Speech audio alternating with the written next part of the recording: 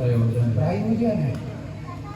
आप लोगों को पता होगा, कभी कभी मैं बीच बीच में एक बात जरूर दोहराता हूँ कि यहाँ जब आप आए हो तो अपनी इच्छा से नहीं,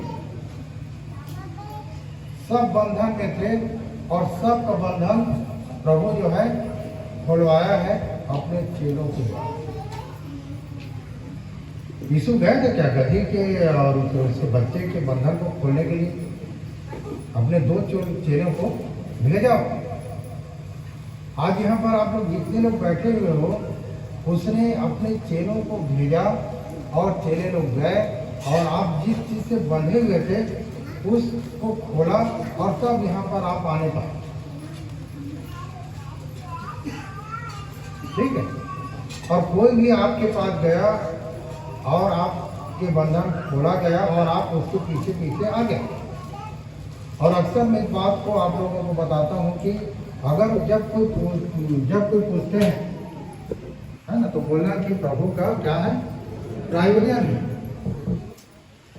और एक बात मैं जरूर आप लोगों के बीच में रखता था कि आप यूं ही नहीं आ गए यहाँ। आपके जीवन में परमेश्वर का योजना है और उस योजना को आपको समझना है कि मेरे जीवन से परमेश्वर की क्या इच्छा है, क्यों मुझे परमेश्वर बुलाया, क्यों परमेश्वर मेरा बंधन खोला।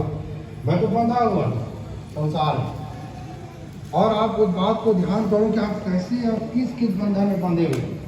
सब इस बात को जानते हैं कि कोई कहीं कहीं किसी न किसी बंधन में बंधा हुआ था। कोई समाज के बंधन में बंधा था, कोई चर्च के बंधन में बंधा था, कोई स्थापना के बंधन में बंधा था। बहुत सारे बंधन हैं, जैसे कोई संसार से बंधा हुआ था। तो बहुत सारे बंधन हैं और एक एक सब अपने अपने बंधन में बंधे हुए थे और प्रभु ने अपने चेलों को भेजा और आपका बंधन खोल। ठीक है। तो हम क्या है, रियल में भी कहा जाए तो गधा और गधी। अगर मानोगे तो स्कूल में जब बच्चे पढ़ाई करते हैं तो टीचर होता है गधा, तो उनको शर्मिंदगी महसूस होता है कि टीचर मुझे गधा बोल रहे। और गधा के विषय में आप ध्यान करें, गधा के विषय में आप ध्यान करना। गधे के ऊपर यदि आप सामान लाद दोगे तो वो ऊप नहीं करता। लोग जो है सामान ढोने का काम लाते हैं। गधे में लोग सामान ढोने का काम लाते हैं, व्यापारी लोग। ठीक है। घोड़ा नहीं बोला ना, गधा बोला। और उस दिशा में आप ध्यान करना कि यीशु घोड़े पे यरूशलेम नहीं गए। किस पे गया? गधे पे गया। गधा, अगर अपने आप को गधा और गधी मानते हो तो समझ जाओ कि यीशु आपके ऊपर सवार हो। यीशु आपके ऊपर सवार हो, वो आपके ऊपर बैठे। ठीक है। तो बंधन तो खुल गया, बंधन तो खुल गया। कितने लोग बोलते हैं कि मेरा बंधन प्रभु खोला, प्रभु के चेले लोग थे। यहाँ तो चेले लोग थे ना, यीशु भेजा और पहले से बोल दिया कि यदि कोई तुमसे पूछे तो बोलना कि इसका प्रायोजन, प्रभु का प्रायोजन है, इसके साथ बता दे। हम लोग बहुत सारे चीजों में डरते हैं, किसी को बताने में।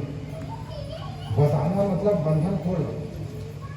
आप प्रचार करते हो स्वर्ग राज्य का, और जो संसार में बंधे हुए हैं उनको खोलकर आप लाते हैं और वो बताने के लिए आप डरते हैं।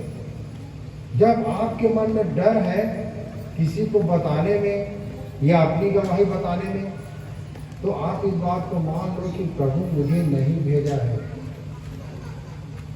प्रभु मुझे नहीं भेजे। और जब आप बेधड़क जाते हो कि मैं उसको बताकर, जो बंधा हुआ है उसको मैं खोलकर परमेश्वर के, प्रभु के सम्मुख लाऊंगा, तो आप इस बात को मान लेना कि प्रभु आपको भेजा है, प्रभु आपको भेजा है। और जब वो भेजा है तो क्या, किस बात की खतरा है? काम किसका है? प्रभु का काम है ना। ये चेले लोग तो बोल सकते थे प्रभु हम नहीं जाएंगे, और बहुत सारा पूछेंगे तो क्या क्या जवाब देंगे। मन, किसी मनुष्य के मन का चलाने वाला और मन को स्थिर रखने वाला कौन है? परमेश्वर। अगर परमेश्वर आपको भेज रहे हैं और जब आप जा रहे हो तो उतने पूछेगा जितना आप जानते हैं, उतने सवाल आप करो। आप घबराना नहीं, मेरे से क्या पूछेगा तो मैं क्या जवाब दूंगा, क्योंकि नीति वचन मत्ती 10 में पढ़ते हैं कि बोलने वाले तुम नहीं, परमेश्वर की आत्मा जो तुम में होकर बोलता है। तो जब आप कहीं जाते हो और ये लगता है कि मैं बताऊं गवाहियों के द्वारा या वचन के द्वारा, मैं अगर बता के एक व्यक्ति को उसके बंधन खोलकर मैं यहाँ ला सकता हूँ, तो आप इस बात को मान लेना कि परमेश्वर मुझे अपने काम के लिए भेज रहा है। तो यहाँ ऐसे हुआ, जब ये यरूशलेम के निकट पहुँचे और जैतून पहाड़ पर बैतफगे के पास आए, तो यीशु ने 2 चेलों को यह कहकर भेजा, सामने के गांव में जाओ, वहां पहुंचते ही एक गधी बंधी हुई और उसके साथ बच्चा तुम्हें मिले, उन्हें खोलकर मेरे पास ले आओ। यदि तुमसे कोई कुछ कहे तो कहना कि प्रभु को इनका प्रयोजन है, तब वह तुरंत उन्हें भेज देगा। तब वह तुरंत उन्हें भेज देगा। कौन भेजेगा? भेजेगा कौन? और लिखा है तब वह तुरंत उन्हें भेज देगा। जो बांध कर रखा है वो बोलेगा ले जा, क्योंकि प्रभु का प्रयोजन। कौन बांध के रखा है? जहां ये संसार का शासक पूरे संसार के लोगों को बांध के रखा है। और जब प्रभु मुझे और आपको भेजता है और जब बंधन खोलते हैं तो पूछता है कि कहाँ ले जाए, तो आप इस बात को कह सकते हो कि प्रभु का प्रयोजन है। और वो मना नहीं करेगा, वो बोलेगा जा ले जा, तो भेज देगा, तुरंत भेज देगा। क्योंकि प्रभु के नाम से स्वर्ग और पृथ्वी के नीचे घुटना टेकते हैं उसके नाम से। स्वर्ग में रहने वाले लोग और पृथ्वी पर रहने वाले लोग और पृथ्वी के नीचे रहने वाले लोग यीशु के नाम से क्या करते हैं? घुटना टेकते हैं। हम उस प्रभु को मानते हैं जिसके सामने तीनों लोग घुटना टेकते हैं। डर की बात है। आप जब जा रहे हो, अगर कोई पूछ दिया तो बोल दो कि भाई इसलिए आए कि प्रभु की प्रयोजन है, वो तुरंत भेज देगा। ये संसार का शासक पूरे लोगों को बांध कर रखा है। और बंधक कहाँ है? लोग कहाँ बंधे रहते हैं? ये तो बंधन, ये जो गधी और उसका बच्चा यहाँ से बंधे हुए थे ना, गिरवा से। हम कहाँ से बंधे हैं? यहाँ से बंधे हैं, अपने सोच विचार से। अपने सोच विचार से बंधन से बोलता है प्रभु जाओ, मुख खोल कर लाओ। और कोई नहीं रोकेगा ना। जब वो भेजेगा और उसका नाम दोगे तो इस संसार का शासक भी बोलता है, तुरंत बोलता है ले जाओ इसे, क्योंकि वो भी प्रभु को डरता है। ठीक है। फिर उसके बाद में 5 पद में क्या लिखा? सियोन की बेटी से कहो, देख तेरा राजा तेरे पास आता है। 4 पद से बोला, यह इसलिए हुआ कि जो वचन भविष्यद्वक्ता के द्वारा कहा गया था वह पूरा हो। हाँ, यह इसलिए हुआ कि जो वचन भविष्यद्वक्ता के द्वारा कहा गया था वह पूरा हो। सियोन की बेटी से कहो, देख तेरा राजा तेरे पास आता है। वह नम्र है और गधे पर, वरन लादू के बच्चे पर। कहाँ पर यह सब हो सकता है? इस विषय में कहा है यशया 62 उसके 11 पद।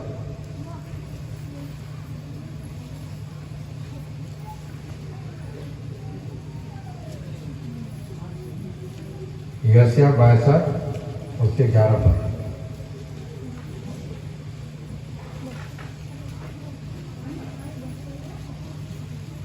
पृष्ठ संख्या 882। देखो, यहोवा ने पृथ्वी की छोर तक इस आज्ञा का प्रचार किया है। सियोन की बेटी से कहो, सियोन की बेटी से कहो, कहो। क्या आगे? देख, तेरा उद्धार करता आता है, तेरा उद्धार करता आता है। ये यहाँ पर यशायाह बोल रहा था, उस बात को यहाँ दोहरा रहा है। यह इसलिए हुआ कि जो वचन यशायाह भविष्यवक्ता के द्वारा जो कहा गया था, जो भविष्यवक्ता के द्वारा कहा गया था, कौन भविष्यवक्ता कहा था? यशायाह। हाँ ना, यशायाह भविष्यवक्ता इस बात को कहा था, देख सियोन की बेटी से कि तेरा उद्धार करता आता है। उद्धार क्या है? उद्धार क्षमा प्लस छुटकारा बराबर उद्धार। क्षमा किस चीज से? पाप से। और छुटकारा किस चीज से? इस संसार के शासक से जो बांध के रखा है। छुटकारा मिला ना,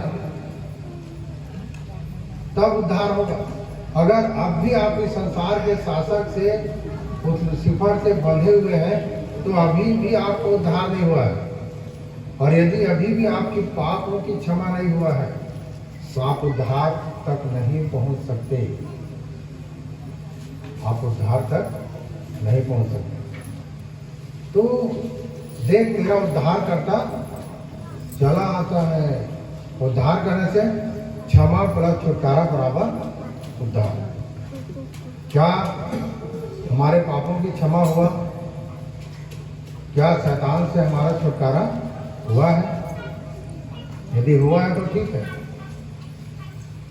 और तब किससे? तो सियोन की बेटी से कहो बोल रहा है। सियोन की बेटी से कहो कि देख तेरा उद्धार चला आता।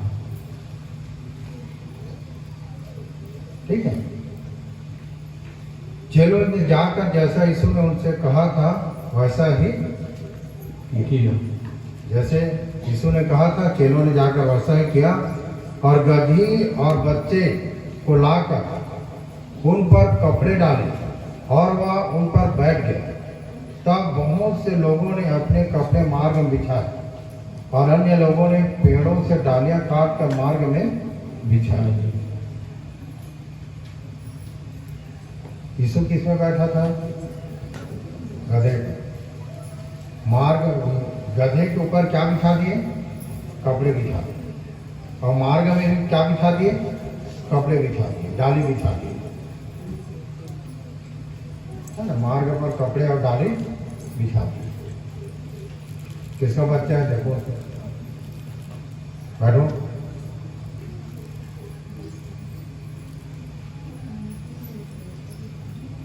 अब इस बात को आप ध्यान करना कि प्रभु हमारे ऊपर बैठा है, प्रभु हम पर हमारा सवारी करता है, तो लोग हमारी क्या करते हैं? रिस्पेक्ट करते हैं, आदर करते हैं। ठीक है। जब हम किसी के यहाँ जाते हैं तो तुरंत सोफा में कपड़ा बिछा के बैठाते हैं, बैठो बैठो बैठो। जब हम चलते हैं तो हमारे आगे सफाई करते हैं, इसमें चलो, इसमें ये क्या है? हमारा होता है। प्रभु हमारे ऊपर है, प्रभु हमारे अंदर है। मतलब कहने मतलब ये कि हमारे ऊपर सवार है, तब हमारी आदर होता है। अगर प्रभु नहीं रहेगा तो कोई हमारी आदर करेगा? और प्रभु कहाँ सवार होता है? जो अपने आप को बोले कि मुझे कुछ नहीं आता, जो अपने आप को कुछ बोलता है कि मुझे कुछ आता है, उसके साथ प्रभु नहीं रहता, याद रखना। इतनी दिन हो गया यहाँ पर खड़े होके मैं परमेश्वर के वचन को, उसकी आत्मा के आह्वान बोलता हूँ, पर मैं कभी नहीं बोलता कि मुझे कुछ आता है। क्योंकि अगर कोई बोले कि मुझे आता है तो जैसे आना चाहिए वैसे अब तक उसको नहीं आता। आप इस बात को मान लो कि प्रभु मुझे कुछ भी नहीं आता है, मैं कुछ नहीं जानता, न जानता, तब प्रभु आपके ऊपर सवार हो, उसके बाद फिर आपको आदर महिमा मिलना चालू हो जाएगा। ठीक है। और तब लिखा यहाँ पर, और गधी और बच्चे को लाकर उन पर अपने कपड़े डाले और वह उन पर बैठ गया। तब बहुत से लोगों ने अपने कपड़े मार्ग में बिछाए और अन्य लोगों ने पेड़ों से डालियां काटकर मार्ग में बिछाई। जो भीड़ आगे आगे जाती और पीछे पीछे चली आती थी, पुकार पुकार कर कहते थे, दाऊद के संतान को होसाना, धन्य है वह जो प्रभु के नाम से आता है, आकाश में होसाना। ये जा रहे हैं ना, यीशु गधी पर बैठा हुआ है, उस लादू के बच्चे पर बैठा हुआ है और ये जा रहे हैं और लोग बहुत खुश हैं। किस बात के लिए? कहाँ जा रहे हैं? यरूशलेम जा रहे हैं। किस बात के लिए खुश है लोग? ये जा रहे हैं राजा बन जाए। जब ये राजा बन जाएगा तो हमें कोई चिंता नहीं, क्योंकि 5,000 लोगों को खिलाया, 5 रोटी और 2 मछली को धन्यवाद करके 5,000 लोगों को खिलाया। लोग उनके पीछे आते थे और सब समस्या दूर हो जाता। ये सब ये लोग देखे थे और जब ये जा रहा था यरूशलेम की तरफ तो बहुत आनंदित थे लोग। अब ये राजा बन जाएगा और हमारे सब दुख तकलीफ क्या हो जाएगा? ठीक हो जाएगा। हम लोगों का जो रहता है, चुनाव के समय रहता है, हम लोग सोचते कौन राजा बनेगा।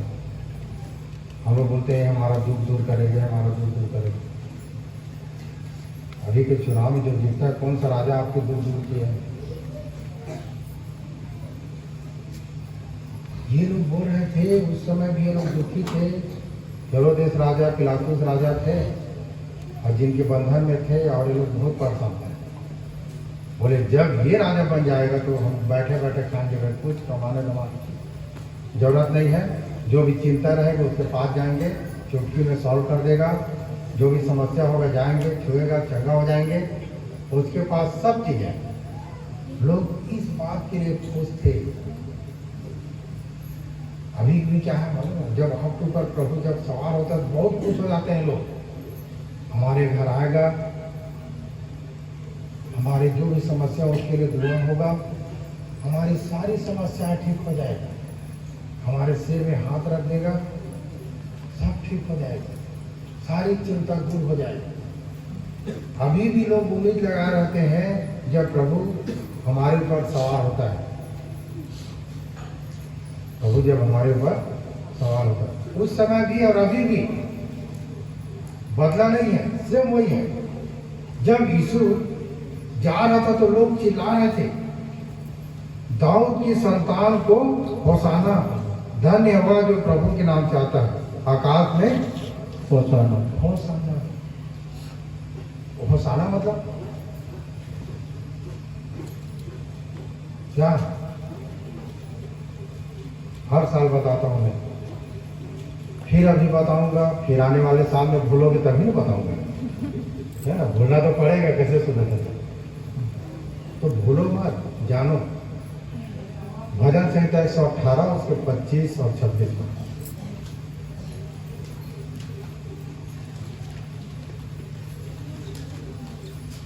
कौन बोलता है जी? जो वचन मिलता है और वचन को चिड़िया चुग लेता है, भूल जाता है। क्या लिखोगे? 25 26 हे यहोवा 118 के 25 पर, हे यहोवा विनती सुन उद्धार कर, हे यहोवा विनती सुन सफलता दे। हाँ, हे यहोवा विनती सुन उद्धार दे, हे यहोवा विनती सुन सफलता दे। ये बोल रहे थे, ये लोग चिल्ला चिल्ला के क्या बोल रहे थे? दाऊद की संतान को होशाना। धन्यवाद जो प्रभु के नाम से आता है, आकाश में होशाना। हो रहे थे, हे हवा विनती सुन उद्धार दे, हे हवा विनती सुन सफलता दे। ये इस बात को समझ गए कि अब हमारा कल्याण हो जाए, अब हम सब काम में क्या हो जाएंगे? सफल हो जाएंगे। और यीशु जा रहा है कहाँ? यरूशलेम जा रहा है, यरूशलेम के मंदिर जा रहा है। और लोग कपड़े बिछा रहे हैं, मार्ग में डाली काट के बिछा रहे हैं, लोग चिल्ला रहे हैं, हे यहोवा विनती सुन उद्धार दे, हे यहोवा विनती सुन सफलता दे। होशाना का मतलब है, ठीक है, होशाना होशाना करके चिल्ला रहे हैं। तब आगे 26 में नहीं 21:10। जब उसने यरूशलेम में प्रवेश किया तो सारे नगर में हलचल मच गई। हाँ, जब उसने यरूशलेम में प्रवेश किया तो सारे नगर में क्या हो गया? हलचल मच गई। और लोग कहने लगे, यह कौन है? लोगों ने कहा, यह गलील के नासरत का भोसक्का यीशु है। यीशु है। क्यों हलचल मच गया? क्योंकि उसके पीछे हजारों लोग थे। उसके पीछे कितने लोग थे? हजारों लोग थे। अभी मैं आप लोगों को बता दूं, इस कोरबा एरिया में लोगों के बीच में हलचल मचा हुआ है कि ये लोग यहाँ इकट्ठे होते हैं और हो क्या रहा है? क्योंकि इतनी बड़ी भीड़ किसके पीछे? प्रभु के पीछे हो रही है और हलचल मचा हुआ है। यहाँ भी यरूशलेम में जैसे यीशु प्रवेश किया, यरूशलेम में हलचल मच गई, क्योंकि हजारों के तादाद में लोग प्रवेश कर दिए यरूशलेम और होशाना होशाना चिल्ला रहे हैं, हे प्रभु विनती सुन उद्धार दे, हे प्रभु विनती सुन सफलता दे, नारा लगा रहे हैं। और यीशु यरूशलेम में प्रवेश कर दिया। अभी वही है, अभी वो हमारे साथ हो रहा है। ये लोग क्या कर रहे हैं? कहाँ जा रहे हैं? पहले भी राजा महाराजा घबरा जाते थे कि दूसरा राजा कहाँ से पैदा हो गया। अभी भी लोग इस बात को डरते हैं कि भाई हो क्या रहा है। पूरे कोरबा एरिया में ये हलचल मचा हुआ है इस जगह में। अब मैं आप लोगों को बता दूं, यहाँ यीशु जब यरूशलेम गया तो क्या हुआ देखो। लोग पूछने लगे, यह कौन है? लोग आपसे पूछेंगे ये लोग कौन है? तो लोगों के बीच में क्या जवाब होना चाहिए? जैसे यीशु को कहे, लोगों ने कहा, यह गलील के नासरत का भोसक्का यीशु है। आप लोगों को भी इस बात को बोल सके कि बाकी मोहरा के ये है, कटघोरा के ये है, ढेलवाड़ी के ये है, राज के ये है, जवाली की ये है। अब सब गांव को नामों को तो नहीं बने, पर जिस गांव के हो लोग बोले कि भाई ये है। ये जीवन दिखना चाहिए, ये जीवन दिखना चाहिए। यीशु को तो कहे यह गलील के नासरत का भोसक्का यीशु है। अब यहाँ थोड़ा सा गड़बड़ा गया जब यीशु यरूशलेम में जब प्रवेश किया था। क्या गड़बड़ा गया देखो 12 पद। यीशु ने परमेश्वर के मंदिर में जाकर उन सबको जो मंदिर में लेन देन कर रहे थे निकाल दिया। सबसे पहली बात किसको निकाला? व्यापारियों को। अभी भी मंदिर में व्यापार होता है, ट्रस्ट चलता है। मैं आप लोगों को बता दूं, सब जगह व्यापार होता होगा ये तो मैं नहीं जानता, पर यहाँ मैं जरूर जानता हूँ कि यहाँ कोई व्यापार नहीं होता, यहाँ कोई लेन देन नहीं होता। एक समय था जब लोग आके क्रूस को बेच रहे थे, मैं उसको मना किया, भैया यहाँ क्रूस मत बेचो। लोग कुछ कुछ ला के बेच रहे थे, मैं उनको मना किया, ये यहाँ लेन देन की बात नहीं है, ये जगह ऐसा है जहाँ व्यापार उनको, और ऐसा अगर होता है तो खरीदो मत। जगह जगह जाओगे तो आसपास में पूरा नए नियम जो है उसमें क्या लिखा है? नए नियम में फ्री यह पुस्तक बेची ना जाए। लोग उसको नए नियम को 50 रुपये में बेच रहे हैं, पत्रिका को बेचते हैं। अभी जितना भी जाओगे पत्रिका जो छोटा छोटा जो पुस्तक बना सब, यीशु जब यरूशलेम में प्रवेश किया तो सबसे पहले लेन देन व्यापार को खत्म किया। यहेजकेल 28 उसके 5।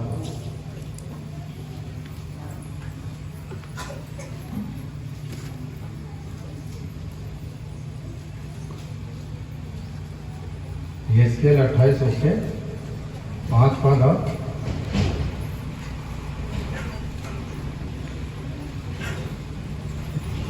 क्या लिखा? तूने बड़ी बुद्धि से लेन देन किया। तूने बड़ी बुद्धि से लेन देन किया। ये किसको बोल रहे हैं?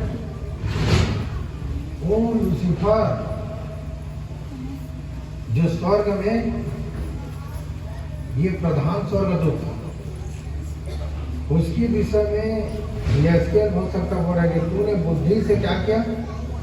लेन देन किया, और जिससे तेरा धन बढ़ा, जिससे तेरा धन बढ़ा, और धन के कारण तेरा मन फूल उठा। याद रखना, जब किसी को 2 तोड़ा मिला तो 2 कमाए, जिसको 5 तोड़ा मिला 5 कमाए, है ना? जितना मिला उतने कमाए। 16 पद में क्या लिखा है इसी के?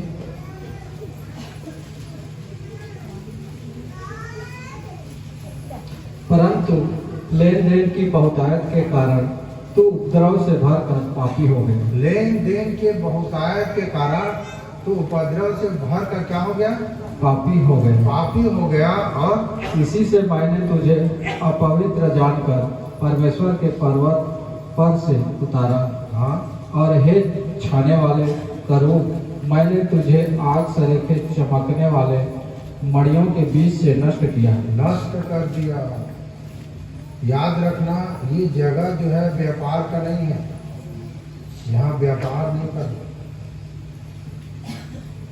ये जगह जो है लेन देन का जगह नहीं है।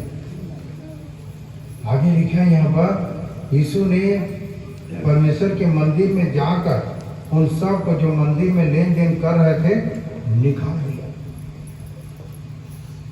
और परमेश्वर ने भी लूसीफर को क्या कर दिया? निकाल दिया। मणि के तरीके चमकने वाली जगह से, उस पर्वत से निकाल दिया। लेन देन की बहुतायत के कारण तो उपद्रव से भर कर क्या हो गया? पापी हो गया।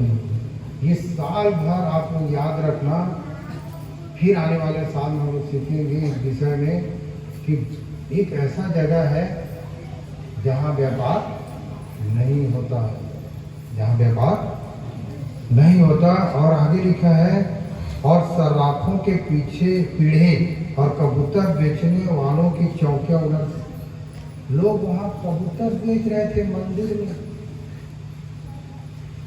यरूशलेम के मंदिर में क्या बेच रहे थे। हम लोग जब बाइबल लाते हैं, मैं आप लोगों को बता दूं, जितने बाइबल इसलिए लेके आते हैं कि आपके पास नहीं है और आपके पास परमेश्वर का वचन हो। जितने में हम बाइबल लाते उतने में आपको देते हैं। अभी बाइबल का रेट बाहर में जाओगे तो 200, 250, 300, 400 बाहर जाओगे। हमारे यहाँ उतने में देते हैं जितना हम लाते हैं। यहाँ पत्रिका और यहाँ कुछ बेचते नहीं है, नए नियम तो बेचते नहीं है, ले जाओ फ्री ऑफ कॉस्ट। यह पुस्तक बेची न जाए क्योंकि वो सुसमाचार है ना, गॉस्पेल है। नए नियम बोलने से सुसमाचार है, वो उसको फ्री दो। और बड़े बाइबल जो है, जो मोटी रहती है, उसमें से कुछ रकम लेके लाते हैं और उसको हम लोग उतने लेते हैं जितना कि हम ला रहे हैं। और यहाँ लिखा है, और सराफों के पीढ़े और कबूतर बेचने वालों के चौकियां उलट दो।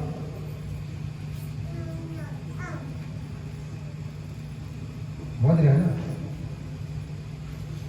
ब्याज में लोग पैसा चला रहे थे, एक्सचेंज में बहुत सारा चीज हो रहा था। बाइबल बताती है कि न ब्याज में देना न ब्याज में लेना। और बाइबल ये भी बताती है कि जो तेरा है वो मेरा है और जो मेरा है वो तेरा है। यदि आपके भाई यदि आकर कहे कि मुझे कुछ हो सकता है, तो यदि आपके पास है तो मत भेजो, अगर है तो दो। और देते हो तो याद रखना कि पाने की आशा में मत दो। पाने की आशा में दे देता है तो अच्छी बात है। और मैं आपको बता दूं कि ये बात सुन लिए रहते हैं ना, तो कई लोग सिर्फ महंगाई काम करते हैं, क्योंकि ये लोग तो मांग नहीं सकते, तो तन धर के किसी से मांगना शुरू कर देते। ऐसा भी नहीं है, क्योंकि बाइबल में ये भी लिखा है, यदि तू कौड़ी कौड़ी भर न देगा तब तक तू छूटने। वो तो अगला व्यक्ति नहीं मांगा, पर तुम नहीं दिए, वो तो बच जाएगा, पर तुम बंद हो। ये भी बात याद रखना। पर पाने की आशा में मत दो। पर अगर देने आता है तो उसकी स्थिति को पूछ लो, भैया अगर दे सकते हो तो दो, नहीं दे सकते तो रहने दो, ये भी बोल सकते हो। क्योंकि हम सब आपस में भाई और बहन हैं, और भाई बहन में लेन देन होता है। आप अपने ये यहाँ पर भिन्न भिन्न प्रकार के लोग आए हैं ना, भिन्न भिन्न जाति के लोग आए हैं, पर हम सब एक पिता के सब संतान, एक पिता के सब संतान है, उसके बेटे और बेटी। अगर हमें थोड़ा भी कोई भेद है तो ये समझो कि आप परमेश्वर को नहीं जानते, आप परमेश्वर को नहीं जानते हैं। अभी देखो एक प्रोग्राम करेंगे बोल रहे हैं, उसमें तो हम लोग क्या कि सहयोग सबसे नहीं, उन्हीं से जो कर सकते हैं, सबसे नहीं बोल रहे हैं, उन्हीं से जो कर सकते हैं। पर कई लोग अपने स्वेच्छा के अनुसार से ला के देते हैं, ऐसा भी होता है। पर यह है कि यहाँ क्या किया, यीशु ने परमेश्वर के मंदिर में जाकर सबको जो मंदिर में लेन देन कर रहे थे निकाल दिए, और सराफों के पीछे पीढ़े, सराफों के पीढ़े और कबूतर बेचने वालों की चौकियां उलट दी, और उनसे कहा, लिखा है मेरा घर प्रार्थना का घर कहलाएगा, परंतु तुम उसे डाकुओं की खो बनाते हो। खो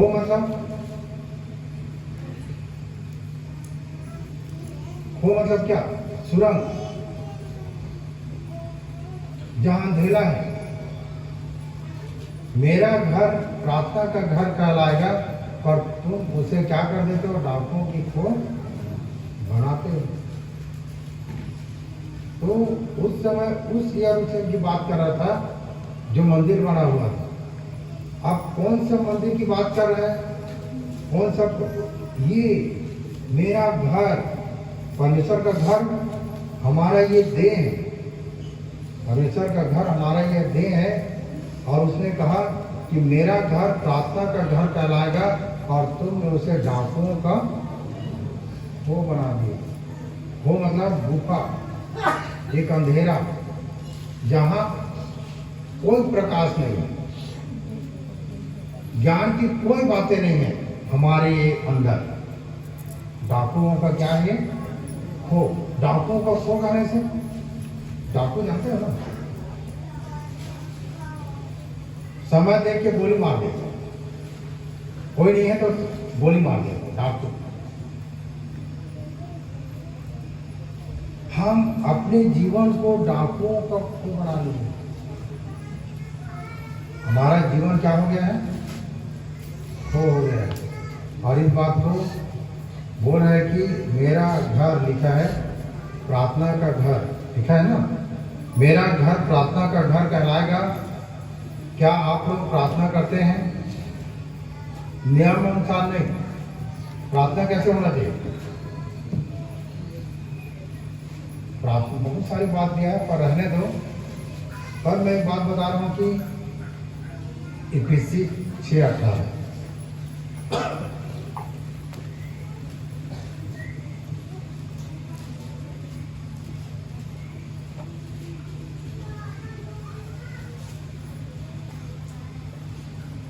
क्या लिखा?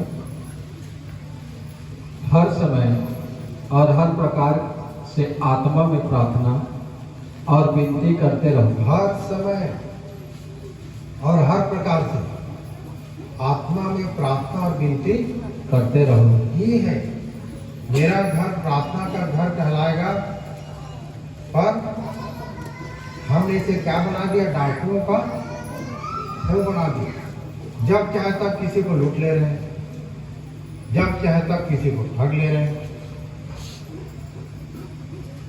जब आपके अंदर अंधेरा नहीं रहेगा, जब आपके अंदर वो ज्ञान आ जाएगा, तो वो खो नहीं जाएगा, वो उजाला हो जाएगा। आपका जीवन जो है क्या हो जाएगा? उजाला हो जाएगा। और यहाँ उसने कहा कि तुमने क्या कर दिया है? डाकुओं का खो बना दिया। आप ध्यान करो। आप यीशु कहाँ से कहाँ जा रहा था? है ना? यीशु जो है बैतफगे के पास था, ठीक है, और वहां से यरूशलेम गया। और जब यरूशलेम जा रहे थे, लोग कितना खुश थे। ये जब राजा बन जाएगा तो हमारा सारा समस्या दूर हो जाएगा। पर ये यरूशलेम गया, लादू के बच्चे के ऊपर बैठ कर गया, पर जब यरूशलेम के मंदिर में गया तो उल्टा पासा पड़ गया। सबसे पहले उन्होंने क्या किया? व्यापार को खत्म किया, लेन देन करने वालों को उसने निकाला, ब्याज में जो पैसा चला रहे थे उनको मतलब डांटा, कबूतर बेच रहे थे उनको डांटा। और तब उसने कहा कि मेरा घर प्रार्थना का घर कहलाएगा। तुमने उसे डाकुओं का खो बना दिया। जब आदमी मजबूरी में रहता है, भैया मुझे बहुत जरूरी है, 10,000 चाहिए, 10,000 रहता है लोगों को अभी के समय बहुत बड़ी रकम है। पर रुक जा, मैं जुगाड़ करके ला रहा हूँ, 20% लेगा, मजबूरी है। बंदूक दिखा के उसकी मजबूरी का फायदा ले। आप हम लोग तो मत करें इस बात को। भजन संहिता 15 अध्याय जब पढ़ोगे तो लिखा है कि ना तो ले ब्याज में लेना ना देना। हम तो मत करें भाई। हम मौका खोजते रहते कि किसको किस समय कैसे लूट डालें, क्योंकि हम डाकुओं की खो है हमारे अंदर। क्या है? देखो, डाकू किसी डाकू से कम नहीं है हम। पर हम ऐसा मत करें, इस बात को समझें कि प्रभु जिस काम के लिए लोग सोच रहे थे उस काम के लिए नहीं थे। अब मैं आप लोगों को बता दूं कि किसी को राजा बनने की जरूरत है क्या हमारे बीच में? बताओ, मैं राजा बनूं? चलाऊं क्या? नहीं। नीति वचन 6 में हम पढ़ते हैं, चींटियों के पास जाओ और बुद्धिमान हो, न तो उनका कोई न्याय है, न कोई राजा, न प्रभुता करने वाला, तो पर भी अपना भोजन वस्तु धूप काल में बटोरती है। सबका मन साफ हो जाएगा तो आप चाहोगे कि ये मुझे कहेगा तो मैं करूंगा।